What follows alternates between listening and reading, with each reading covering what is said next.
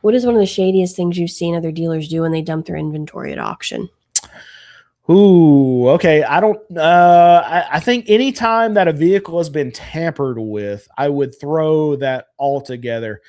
So I can give you some common things that actually see at auction. And you think about shady stuff with used car dealers, and usually it's something that's shady that's going from a used car dealer to a customer of theirs. Like they're trying to get one over on them, just trying to do whatever they can to get their money out of them. But I would argue that it's even worse for a used car dealer onto another used car dealer when they're going to these auctions, because they'll actually tamper with the car to make it look either better than it is or try to hide something, or they'll even tamper with a vehicle that's not theirs. That's probably the shadiest thing. When a used car dealer tampers with a vehicle that's not theirs, it's being sold by another dealer, and then they'll mess with that vehicle to make it run really rough going through the auction. So it potentially will have a cheaper price when it goes through the lane, so they themselves can buy it. And I'll give you an example of this. So one very, very common thing that happens at every single auction, it's not like a once in a month thing that I see. It's every single freaking auction that happens. This is how common it is, where you'll have a car that has like some the coil wires that are on top, that are easily exposed. So a lot of times, like 4-cylinder Camrys, Corollas, things like this, where they'll actually pull the wire off of the connector just a little bit. And a lot of them are they're electronic, and the connectors in it, so they'll actually pop that connector off of where the top of the coil is on the engine, and it makes one of the cylinders not fire. And it can make the car miss so bad that it sputters and it almost turns off as it's rolling through the auction. And they do this because it's the easiest thing for them to do. They pop that wire off, and when it's going through the auction after they bought it, they can pop the wire back on, and it's 100% again. But they'll do this to make the check engine light go on. They'll do this to make the car run so rough, and they do that before the auction so they can potentially try to get it like $500 cheaper. It happens so much, and it's so shady. And in a lot of cases, if the auction, the risk that they run with this, if the auction catches them doing this, they can kick them out. But what I can say is, as things get more desperate, we see this more often, and we're starting to see this more often because a lot of these dealers they're slow. We're slow at our dealership. I'm never going to do something like this, but as things get more desperate, as sales get weaker, as dealers need cars to get cheaper so they can make either more money or be able to sell cars faster, they'll do a lot more of this tampering. And another thing is like taking the gas cap off of a car and just loosening it, because it'll throw an evap code to make check engine light come on. I've seen dealers pop like evap hoses, air hoses off of cars that can make them run rough, and also throw the check engine light on. See that a lot. We'll get away from the dealer on dealer thing, but that can be odometer tampering. That was typically like an older thing, but even in some of the newer cars, they can replace the actual cluster in a vehicle. And for most cars, especially cars that I deal with in my range, it's not worth it because reprogramming the cluster, putting a new cluster in, costs a lot of money to do. But if you're thinking about like a car that's only like 5 years old and it's a big expensive truck, then I have heard of replacing clusters, reflashing them, and reprogramming them to have a truck that's got 150,000 miles on it to now only have 25,000 miles on it when it's going through the auction. And that can mean the difference of like $5,000 to $10,000 of difference. I've seen that before. We've seen like cover ups of title brands where you can have one state that the car has like some flood damage or something on it. They can take it to another state, sell it where that state doesn't record title brands from another state. They can wash it off of it. It's called title washing, but they basically take it to that state, and then they can take it to another state, and then the brand on the title just basically disappears. I've seen that happen before. There's been a lot of cases. We've had some flooding over the last couple of years in West Virginia and Florida, where cars can get flooded, and before the branding actually hits the actual history on the car, or if there's not even any damage to report to the insurance company, where they won't report it, but they'll take that vehicle somewhere way up north. If it's a Florida vehicle, it's underwater, they'll take it way up north in a whole lot full of cars, and they'll dump them at an auction up north, because they know that those dealers aren't suspecting anything from these cars. Whereas if they ran them through an auction in Florida, everyone's looking for flood vehicles, right? Because we just had a flood. So probably want to look to see if a car's been flooded. But if you take them up north, it's not something that you actually have to, the dealers there are not thinking about it. So we've seen that happen over the last couple of years as floods have been prevalent.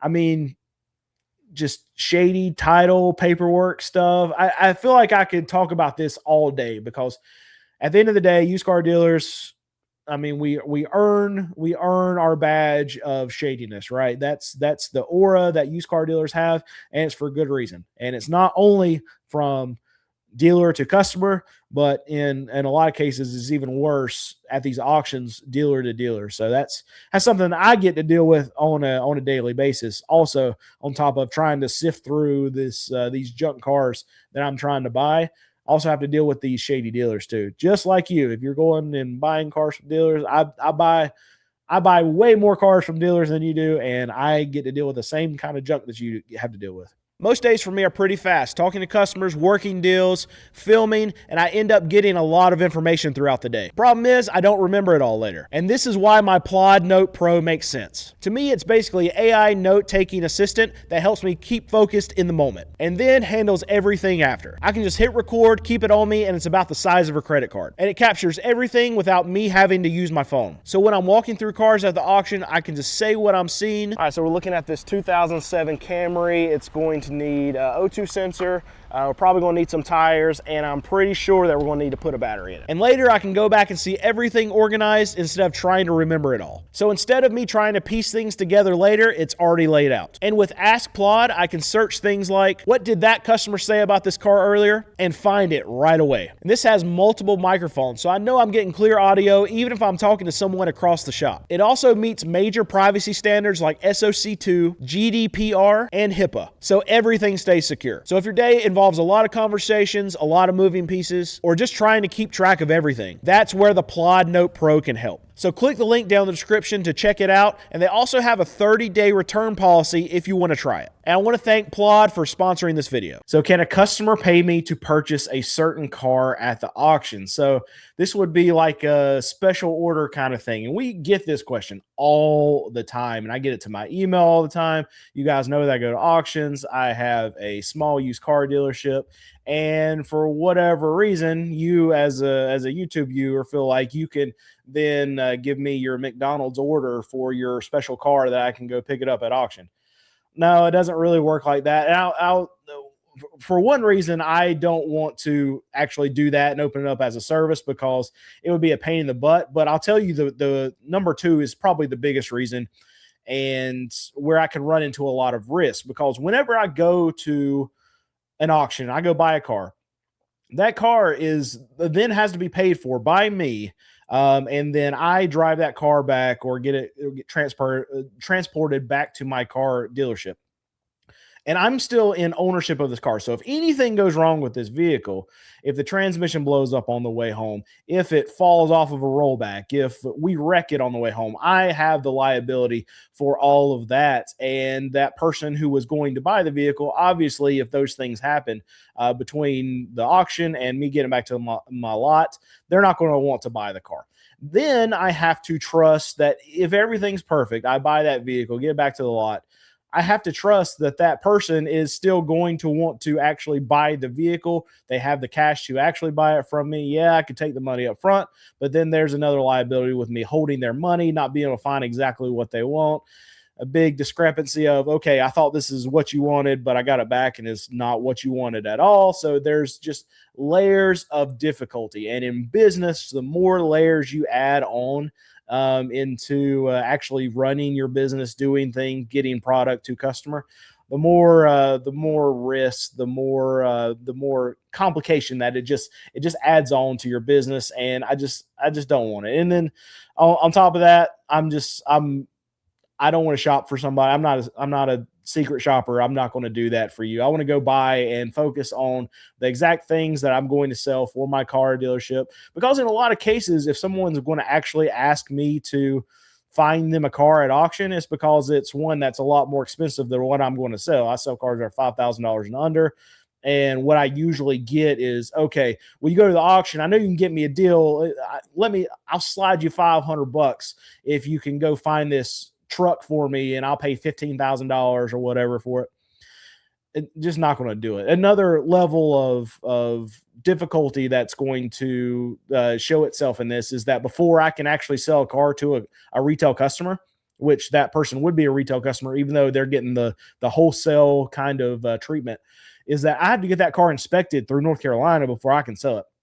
Every car that's 20 years or newer that comes onto my dealership, I have to get emissions inspections. So if there's even something as small as like an O2 sensor, like that has to be fixed on it before I can actually sell it to the customer. So you send me the email, I'll find you that truck that you want, but it turns out there's $700 worth of sensors, and you're like, oh well, no, I was just looking for a cheap auction vehicle. I don't care about these sensors because it doesn't matter. It doesn't make a difference on how the vehicle drives. Well, I still have to get that stuff fixed because it will not pass inspection for me to legally sell it before I can do that stuff. And that's just another layer of complication where you're not going to want to pay to get that stuff fixed, because if it was your truck sitting in your driveway, you probably wouldn't fix it anyway. I know I wouldn't, but because I'm a dealer, I'm licensed in North Carolina, I have laws I have to follow in North Carolina, and I have to get that stuff fixed. So all that to say is the answer is no. So that's it. Do dealers follow other dealers at the auction so they don't have to evaluate the cars themselves? Yeah, and I'm guilty of that sometimes too. Present company excluded. It's funny because if I know like a couple guys that check out cars, they'll scan it, they'll do the same kind of checks that I do. If there's a car coming through the auction that I just didn't see out there in the lot or didn't have on my list, and it was like, or looked at it, ran out of time or something, and I see one of those guys that has a code reader that I know checks it out, then I might get on the car just because I know that he checked it out.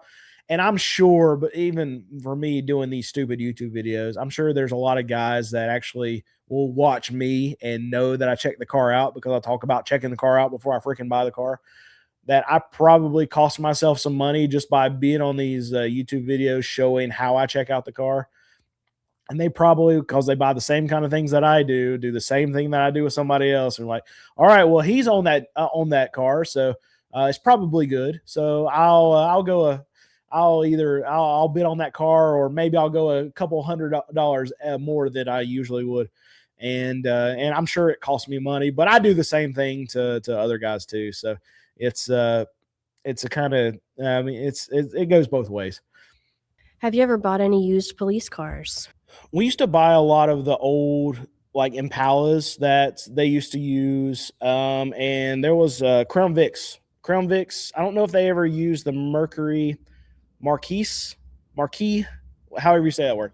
But the Crown Vics, we used to buy a lot of the Crown Vics too, where they would have just the bucket seats in the front, and then just the one long bench seat in the back, and it was like super cushioned. I remember buying a lot of these police cars. We wouldn't go to like a fleet auction or anything like that. No, municipality auction, I think that's how you say it, to get a lot of these fleets that they were unloading. But they would show up at auction all the time. I used to go to a small like country auction with my grandfather, and like the city that they would in, it was a very small, I'd say city, it was a small town. But they would run all their old fleets through this actual auction, so we would be able to see some of that stuff. And I would always try to buy the Crown Vics. I love buying those old Crown Vics. One, they had the big motor in it, was great. Those things were bulletproof. And two, they were always like super clean, because I mean, I don't know if they would clean them up before, but it would be road cops. So I mean, they wouldn't. They're not out there doing a lot of stuff where they're actually getting the vehicle really dirty. So those were always great to buy. I always had really good luck with them. Always made a lot of money off of them too, because people were looking for those because they know that they were well maintained. But now I don't really see any of that stuff pop up anymore. And a lot of the municipality, the ones that have the fleets, they'll actually have their own auction because they know that they can get a lot more money, and they'll hire an auctioneer to come in, and they won't send it to an auction company. That way, they can keep a lot of the like the buyer premium. They'll get more people involved. They'll actually sell a lot of stuff to the public, and when you get the public involved, the prices, people don't know what they're doing. They don't know what they're paying, so they'll end up, the prices get run up more than what you could even go buy one from like an individual, or even go buy one off a dealer lot, because people just go crazy at auctions if they're not used to the environment or raising their hand when they're buying a car. That's what, a little side note. Don't go to public auctions and buy cars, because either one, you're going to get a good deal, but the car's going to be trash. So really, you're not getting a good deal anyway. You don't know what you're buying when you buy it. This public auctions are dumping grounds for dealers who want to offload their trash. Or two, if there is something that actually is good there, it's going to go for more than you could go buy the same thing, even not like at a dealer lot. So because people just get crazy when they get involved in an auction, especially when they don't know one, what they're looking at, or two, what something's worth. And there's going to be somebody there on a particular car if it's a good car. And the worst is when you get two people, but they're saying in their head, I'm just going to buy it. Doesn't matter what it brings. I'm at an auction. So if I'm at an auction, I'm getting a good deal. So it doesn't matter what it brings. I'm going to just buy it. And it's not the case. People go crazy, and they end up paying way more for it, like thousands more for it than they even should. And you can go buy it cheaper somewhere else. Is the truck behind you actually for sale? That's got to be a collectible by now. So I know it looks like an S10, and it's technically called an S10 Blazer, I think, but it's a little SUV. It's 2 doors, and I think it's either 89 or 90. I need to look at the title because I get asked about it all the time. This is the very first vehicle that I ever bid on, and I was not the high bidder on it. It turns out, there's a long story, but later on, my grandfather was able to get it, and he actually gave it to me just a couple of years ago. So it was it was the first vehicle I bid on. So this was like 15 years ago, maybe 16 years ago now, but at least 15 years ago. And I was just given this vehicle back to me, not back to me, but given it to my grandfather, gave it to me just like 2 years ago. So this thing, I know I got $1,500. It's just to be funny on it. That this thing is priceless to me. There's not an amount of money that I would take for this thing. But listen to this. It's a 89 or 90. It's got power seats and power windows, power steering, AC. Like this is a weird, like, there's not many of these that exist. So eventually my plan is to fix it up. I don't know if I'll paint it. I kind of like the gray, rough, like patina that's on it. But I want to fix it up to where I can actually drive it. I think it would be really cool. It would drive now, but it wouldn't be safe. Like, I need to go through it, do the brakes. I think we need to redo the transmission in it. Not sure about the motor. I've even thought about dropping a V8 in it. But that's a lot of work and a lot of money. So I'm not sure if I'm going to do that. I haven't worked on, I got so much stuff going on right now that it's tough for me to take on another project. But eventually that thing will be running and I will be driving it and it will be fun. But it's a Blazer, 2-door Blazer, not a S10 truck. Power tilt and telescoping steering wheel? Yep. It's got it all. Somebody knows. Yep. Oh no, not power tilt. It won't have power tilt. I don't think. I have to check that. I don't think it has power tilt. No, I don't get it.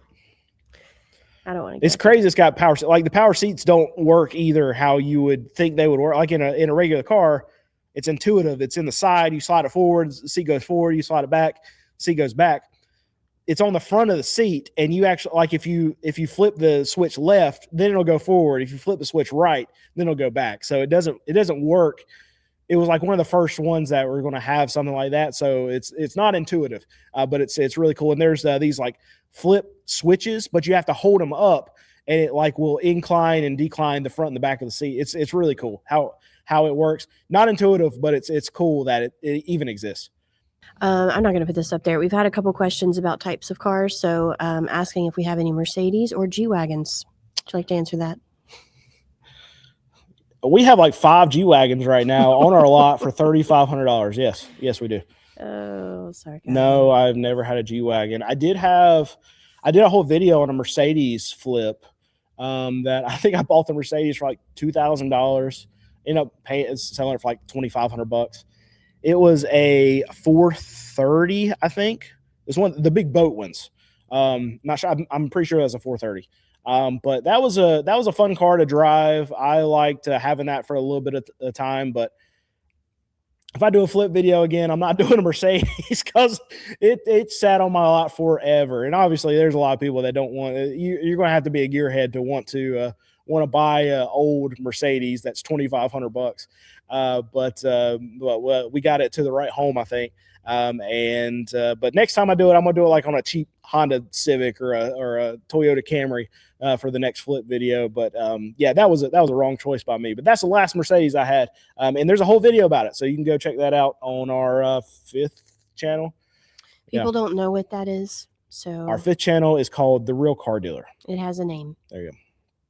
We call it the 5th channel because I was giving Brandon a hard time and it stuck. It was actually the 5th channel that I created, though. I've got an idea for another channel, though. Do you want to hear it now? I'll hear it later.